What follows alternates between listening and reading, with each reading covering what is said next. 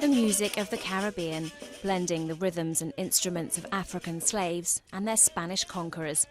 The Dominican Republic was changed forever by the arrival of Christopher Columbus in 1492.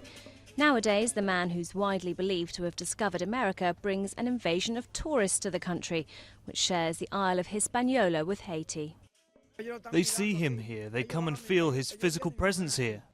In the colonial quarter of Santo Domingo, tourists brave the tropical heat to follow in the footsteps of Christopher Columbus, the house where he lived, the place where his son governed, and most important, where his remains lie buried, according to the Dominican authorities.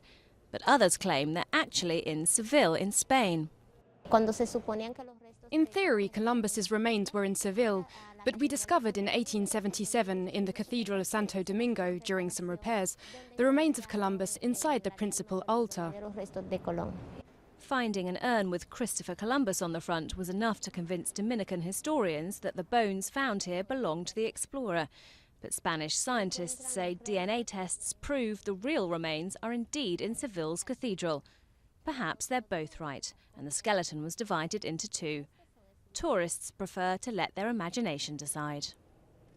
I always follow what my spirit tells me. I don't pay too much attention to the controversy.